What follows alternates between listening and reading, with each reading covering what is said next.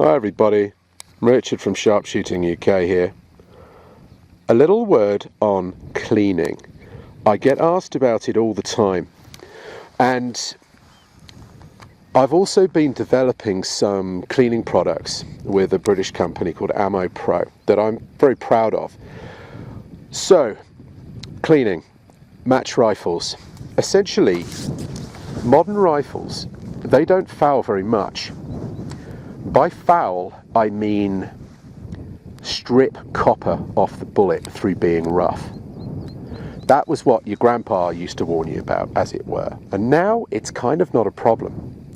The match barrels are like mirrors inside when they're new. They certainly don't go stripping copper off your bullet. So what I'm getting at is a new high quality firearm. You should be cleaning for carbon, not copper, because copper won't be stripped from the bullet. Now, what's interesting here is that your copper removers are a compound chemical that strips metal. They're not very good at carbon. So you're kind of barking up the wrong tree if you get your copper remover and go to town, because your problem is carbon. Now, there is also another thing here. Carbon is laid every shot, inevitably all day long. It builds up, it plates, it gets thicker, and you end up with a constriction. Now, if you end up with one of these carbon rings, and you will if you're not keeping an eye on your carbon, however good your barrel is, this is nothing to do with the quality of the barrel, you see. This is just the exhaust gases, shall we call it, of the shot cooling and settling in the barrel, and copper isn't going to be happening because the jacket remains untouched, unscraped, it goes on its way. The carbon, every single shot, is dumped in the barrel, and this is why people in the know actually clean much more carefully and frequently for carbon. Now, the go-to product normally is KG1. KG have got a range of products, and what I do is, in a healthy barrel, is I will, after a day of shooting, certainly not after just a few shots, but say after 70, I will patch through a carbon remover, which will come out black, have a cup of tea, give it about 5 minutes in other words, come back, another patch which will come out black, then another one which will come out grey, and another one which will come out clean. And that is all I would do with a normal healthy barrel.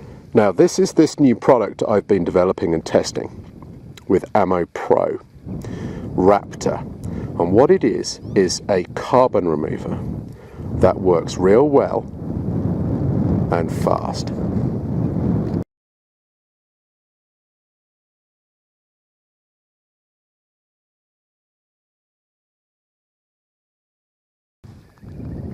So we need to keep an eye on the carbon, whatever the rifle.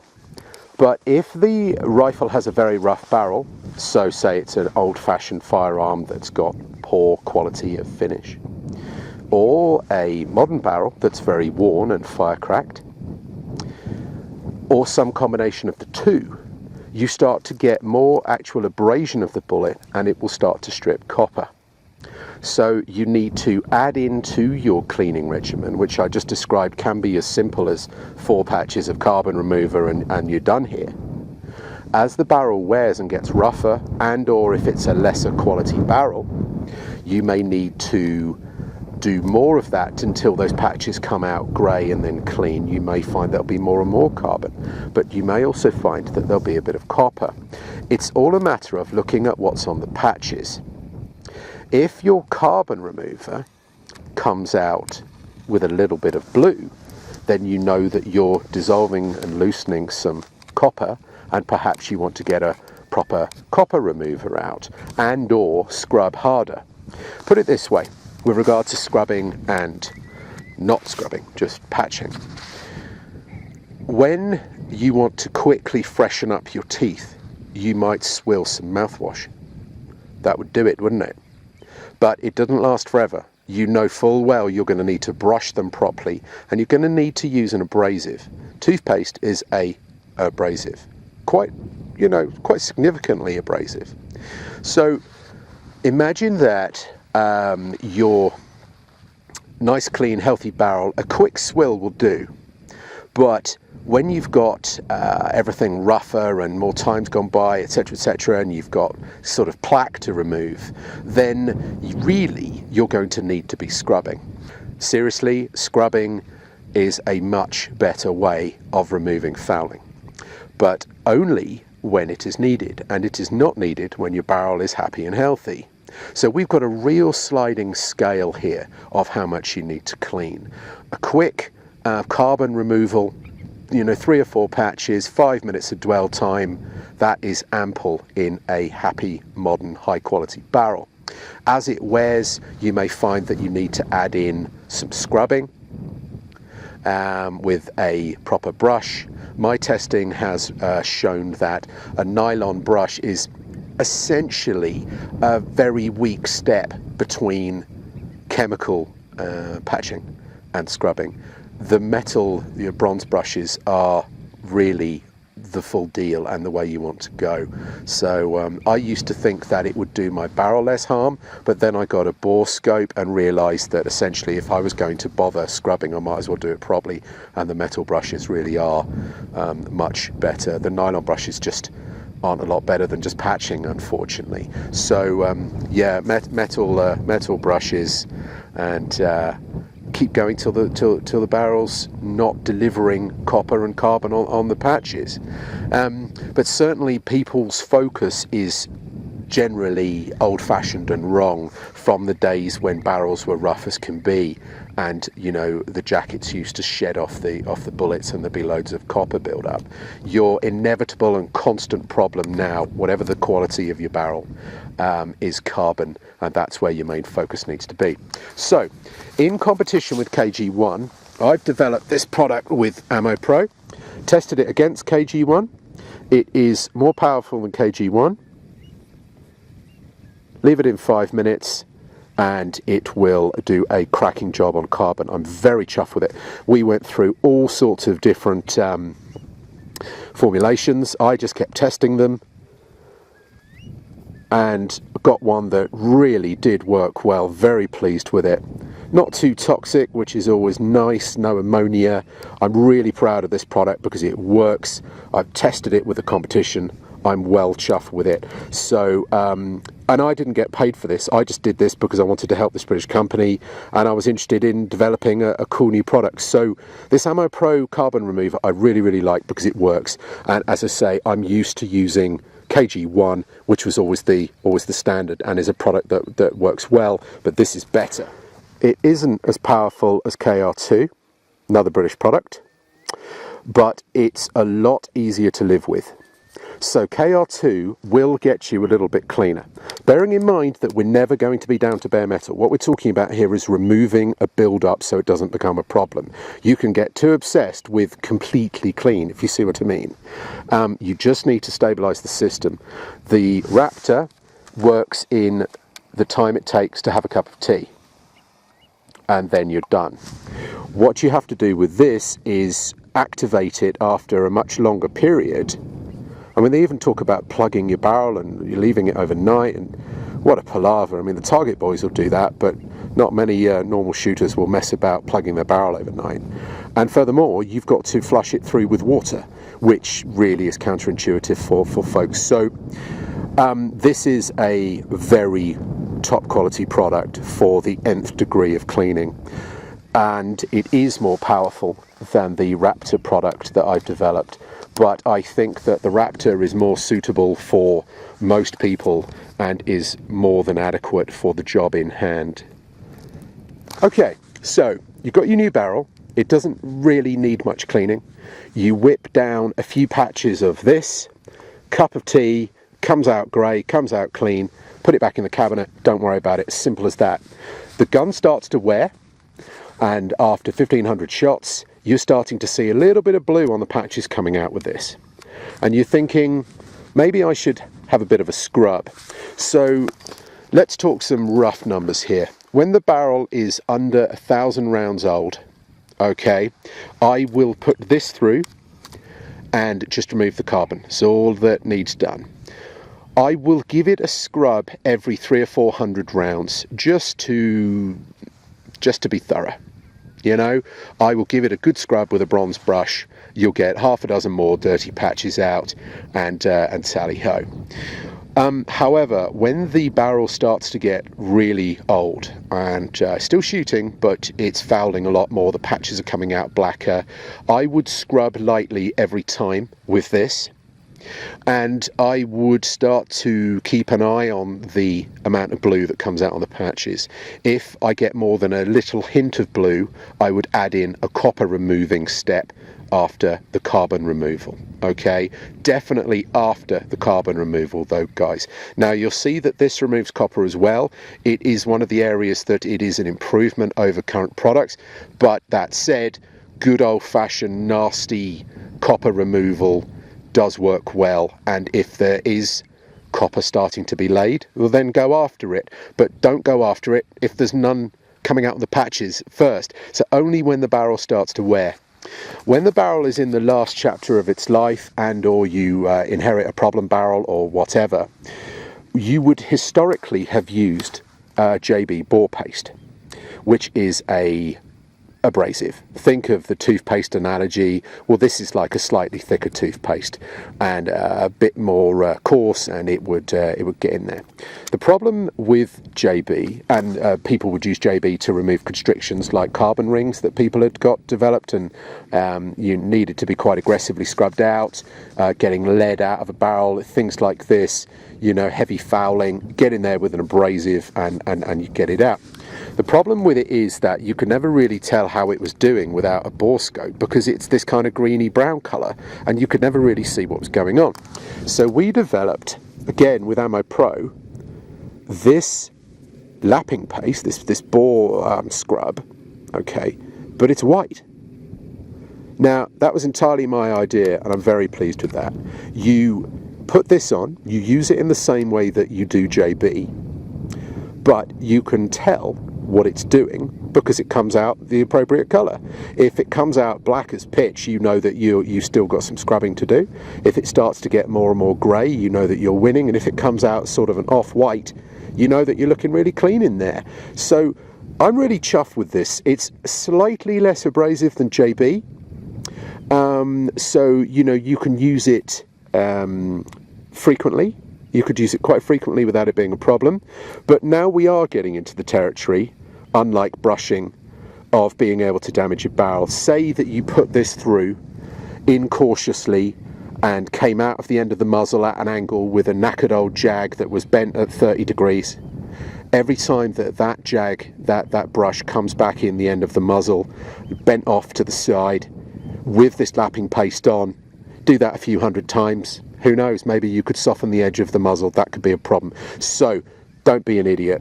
Straight strokes, good quality straight brushes and mops, you know, just be a bit sensible. But yeah, this is a more abrasive option to solve bigger problems. So new healthy barrel, keep on top of the carbon is all you need to do. Add in some scrubbing as the rifle gets older and you start to see more black patches and little tinges of blue on the patch coming out with this. Add in some scrubbing, give it a pasting with this every so often, scrubbing with that every sort of 500 rounds when the gun is new, and then more frequently as the gun starts to foul as it gets towards the end of its barrel life.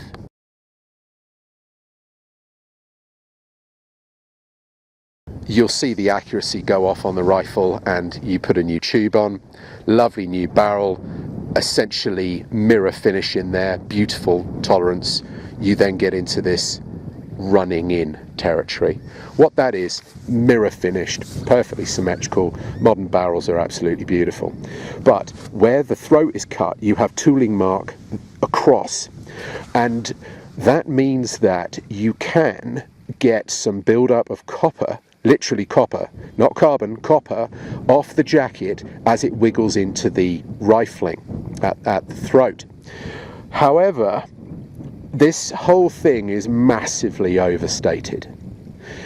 Running a barrel in is just that, making sure that you don't get excessive copper on the lead, on the lands, the ramp up to the lands where the tooling marks are across. So what I do, and if this starts an internet debate, so be it, I'm not interested, but what I do is obviously it's a new barrel, right, so it needs zeroed. I zero the rifle, which will take me 10 shots, finding the paper, getting on the paper, adjusting the scope, 10 shots, say. I will then clean for copper, not carbon, copper, paying fairly aggressive attention to the first few inches of the barrel. I will see if I get any copper out. Normally you won't, but sometimes you do. Little bit of copper. I will then start to shoot some groups, which are presumably me testing, new loads for the new barrel. And after I have done that, maybe 25 shots, 5 groups of 5 or something, I will then clean for copper again. And almost always you will get none at this stage. Then I will forget about copper because the barrel is new, and I will switch into a little bit of carbon removal every time I've shot the gun mode until the barrel starts to wear, adding in some scrubbing. You get the picture. Okay, so that's how I do it. I'm very pleased with these products. There's a whole range of products. Their oil is great and such like. There's shotgun range, cleaning cloths. They do car stuff, bike stuff. But the products that I've particularly had a hand in developing and have shaped very much myself are the Raptor carbon remover, which is a sort of KG1 replacement, and you can use that to keep on top of the carbon. And then this more aggressive JB replacement that is white, so you can see what the hell is going on when it comes out. Okay guys, so have a look at Ammo Pro, and I hope that you find these products useful. There we go. Probably worth having some KR2 in the cabinet as well for problem barrels, because that stuff, if you do leave it in, is the world standard in carbon removal. That stuff is epic. It's just a pain in the arse to use, with water and all of that. So I don't use that all the time, although a lot of people do. But this Raptor for me is the new KG1. And then you've got this if you need to get a bit more medieval. All right guys, all the best.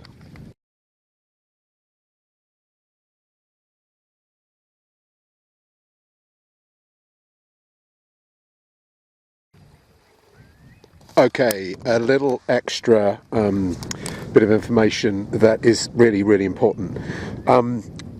You must take your mod off when you are finished on the hill. Before you get in the car, take the mod off.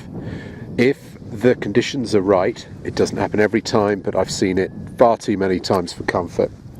The rifle will cool in the bag, in the car, and the nasty gases settle on the muzzle, and they will eat the end of the barrel.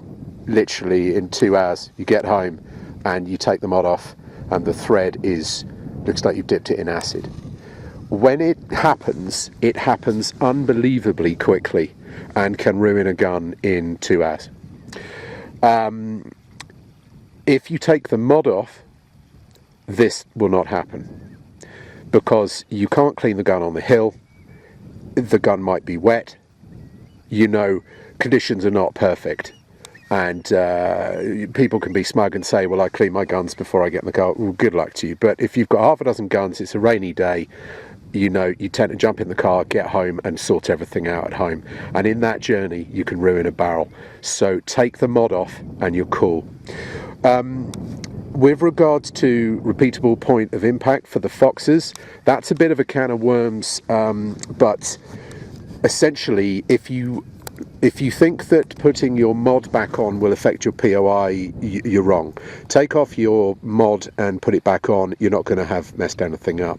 With regard to cleaning, yes, it is feasible that if you clean your rifle, and again, most people tend to over clean, that your fouling shot will be off. And if you are a one-shot wonder, you know, you go out on your stalk and you need that one shot, or you're foxing and you've got that one shot, then this can certainly be a problem. But that doesn't mean that you shouldn't clean your rifle. There's two ways to do this. Certainly your mod's got to come off when you've shot. That's just has to be the way.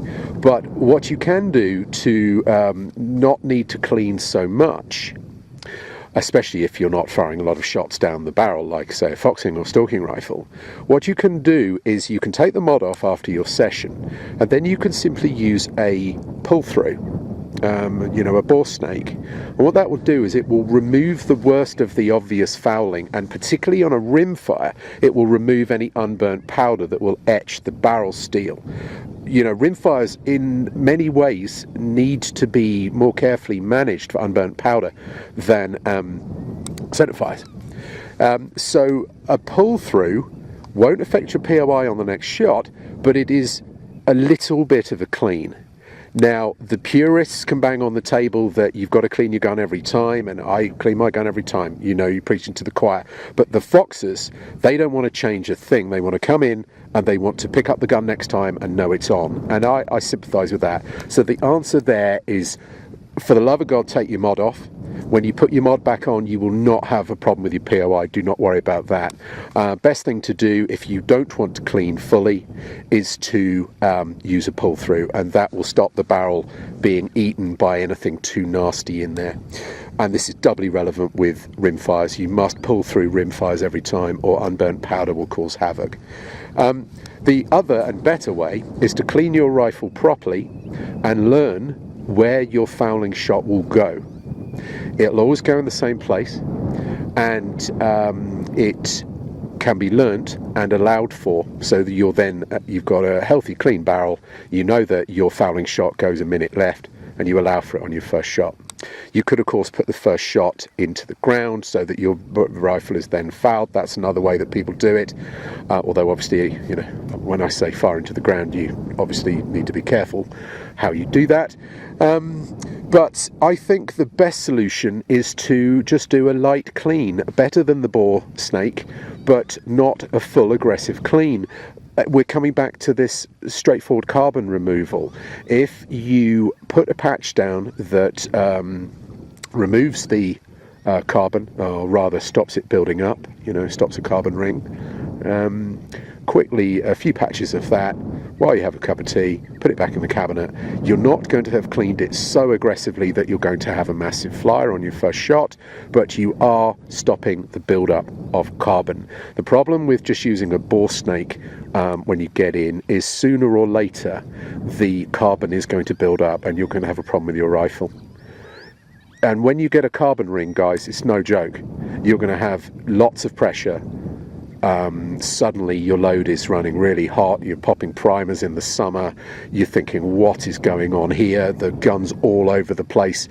You know, carbon ring constriction is a big deal, and people don't really know about them, and unless you're on top of your carbon, this will happen. Now, 500-600 rounds it tends to happen in. Obviously it does vary a lot, but if you get a carbon ring, you're often going to think you need a new barrel. It can be quite a problem. So keeping on top of the carbon, even on the foxing and stalking rigs, is a good idea. You don't need to go mad and start scrubbing every time. Just put a patch down with some carbon removal on, like the Ammo Pro one I've been mentioning. Patch of that, couple of dry patches, and you're good, and that will stop the build up and reduce the first shot flyer that you have to worry about. And of course, another way to solve this is to upgrade your rifle to a barrel that is a match barrel. Factory barrels are good in a lot of ways these days, but one of the main reasons I actually moved to custom barrels is that you can clean them and the first shot's perfect. Much, much, much better than your average hammer forged barrel, which has more stress in it or some difference, and normally your first couple of shots after cleaning will be a bit off, which can be such a headache. So an upgrade to a match barrel really does almost completely eliminate that problem. Okay, there we go, guys.